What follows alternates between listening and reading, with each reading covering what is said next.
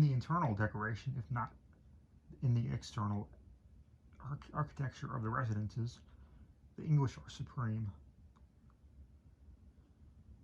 The Italians have but little sentiment beyond marbles and colors. In France, Meliora Perlant, Deteriora Sequentur. The people were too much a race of gadabouts to maintain those household proprieties of which, indeed, they have a delicate appreciation, or at least the elements of a proper sense.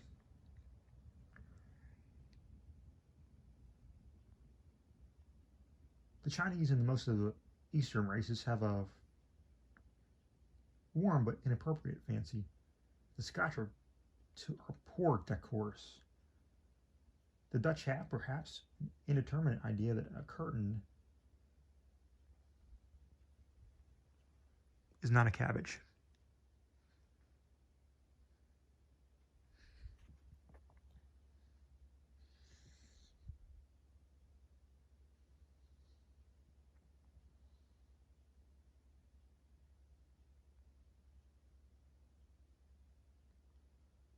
In Spain there are all curtains, a nation of hangmen.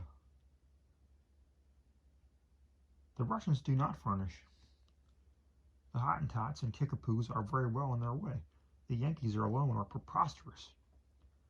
How this happens it is not difficult to see. We have no aristocracy of blood, and having therefore, as a natural and indeed as an inevitable thing, fashioned for ourselves an aristocracy of dollars, the display of wealth has here to take the place and perform the office of the heraldic display in monarchical countries.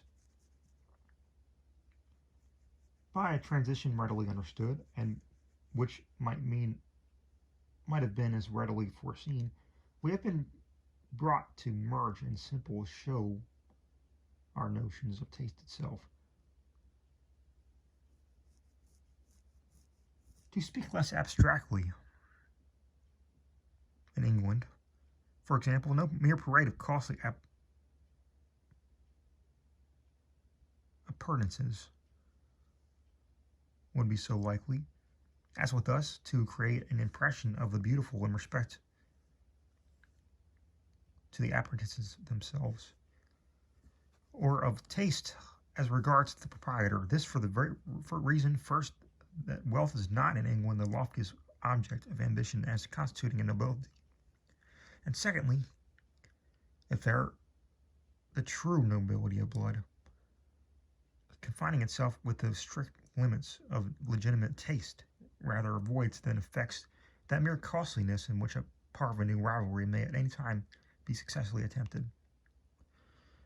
The people will imitate the nobles, and the result is a thorough diffusion of the proper feeling. But in America, the coins current being the sole arms of aristocracy, their display may be said, in general, to be the sole means of aristocratic distinction.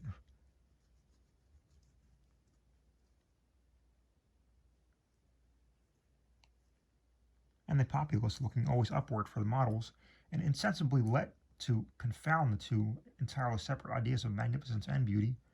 In short, the cost of an article of furniture has at length come to be, with us, nearly the sole test of its merit in a decorative point of view. And this test, once established, has led the way to many analogous errors, readily traceable to the one primitive folly. There could be nothing more offensive to the eye of an artist than the interior of what is termed in the United States, that is to say in Appalachia, of a well-furnished apartment. In its most usual defect is a want of keeping. We speak of the keeping of a room as we would keeping of a picture.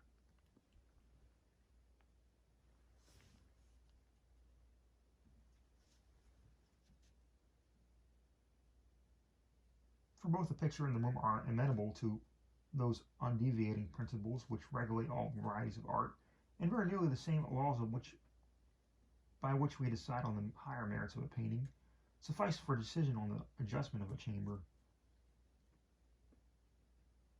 A want of keeping is observable sometimes in the character of several pieces of furniture.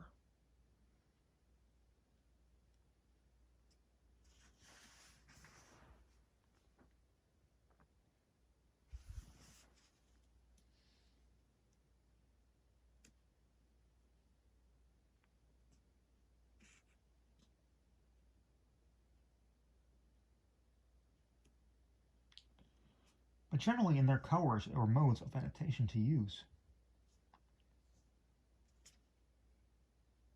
Very often the eye is offended by their inartistical arrangement. Straight lines are too prevalent to uninterruptedly continued or clumsily interrupted at right angles. If curved lines occur, they are repeated into unpleasant uniformity. By undue precision, the appearance of many a fine apartment is utterly spoiled. Curtains are rarely well disposed or well chosen.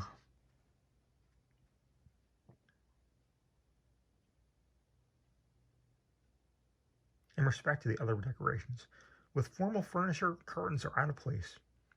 In an extensive volume of drapery of any kind, under any circumstances, irreconcilable with good taste. The proper quantum as well as the proper adjustment, depending upon the character of the general effect. Carpets are better understood of late than of ancient days. But we still very frequently err in their patterns and colors.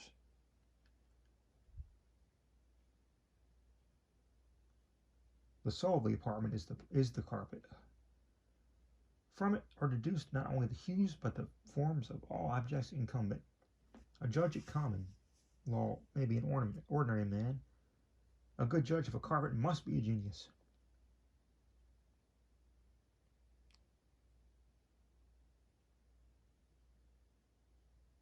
Yet we have heard discoursing of carpets with the air d'une mouton qui rêve. Fellows who should not and who could not be entrusted with the management of their own mustaches.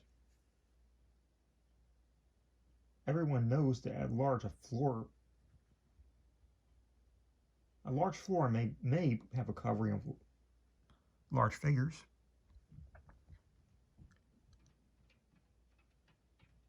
And that a small one must have a covering of a small. Yet this is not all the knowledge in the world. As regards texture, the Saxony alone is admissible. Brussels is the pluperfect tense of fashion, and Turkey is taste in its dying agonies.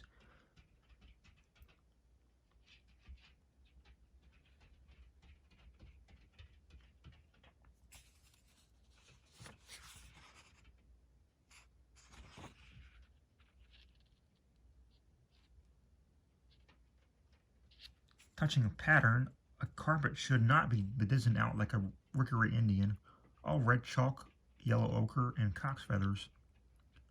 In brief, distinct grounds and vivid circular or circuloid figures of no meaning are here median laws.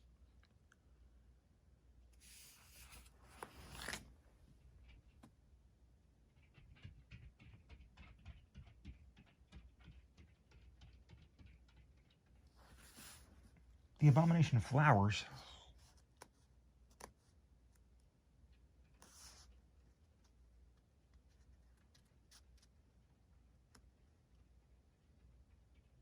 or representations of well-known objects of any kind should not be endured within the limits of Christendom. Indeed, whether on carpets or curtains or tapestry or ottoman coverings, all upholstery of this nature should be rigidly arabesque. As for those antique floor cloths still occasionally seen in the dwellings of the rabble, cloths of huge, sprawling, and radiating devices, striped, interspersed, and glorious with all hues, among which no ground is intelligible,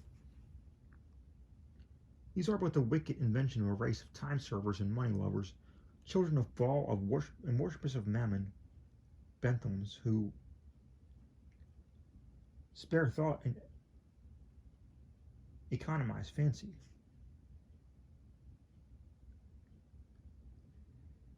Firstly, thought, firstly cruelly invented the kaleidoscope, and then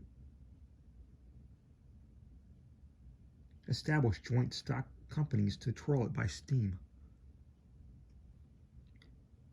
Glare is a leading error in the philosophy of American household decoration. An error so easily recognized as deduced from the perversion of taste just specified. We are violently enamored of gas and of glass. The former is totally inadmissible within doors. Its harsh and unsteady light offends. No one having both brains and eyes will use it. A mild, or what artists term a cool light,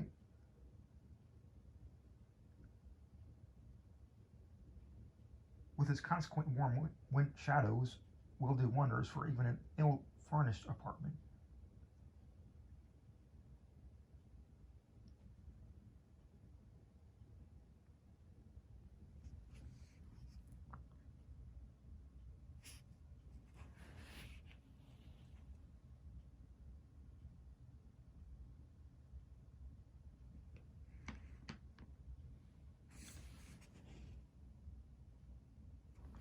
Never was a more lovely thought than that of the astral lamp.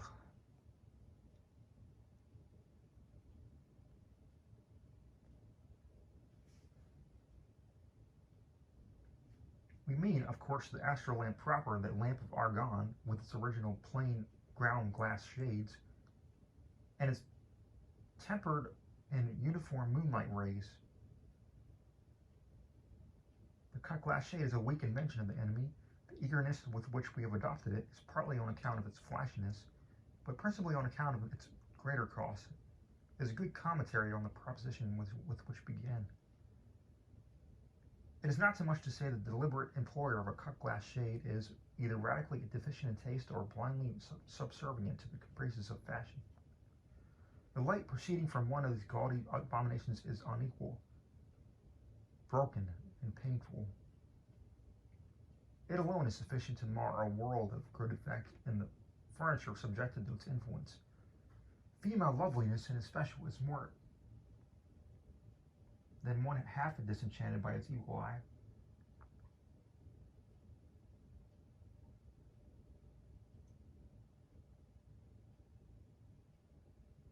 In the matter of glass, generally we proceed upon false principles. Its leading feature is glitter.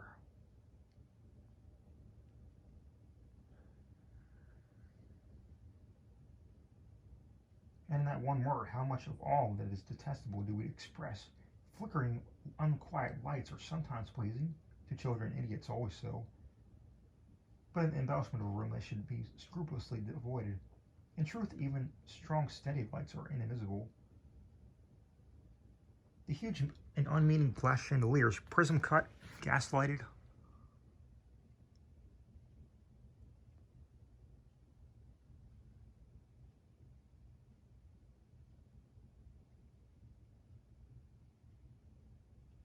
and without shade, which dangle in the most fashionable drawing rooms, may be cited as the quintessence of all that is false in taste or preposterous in folly.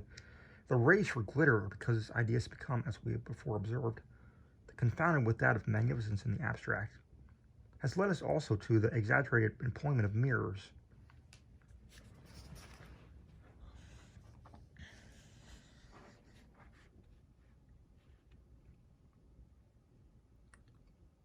We line our dwellings with great British plates, and then imagine we have done a fine thing.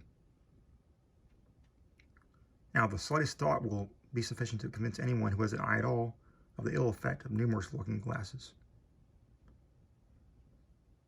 and especially of large ones.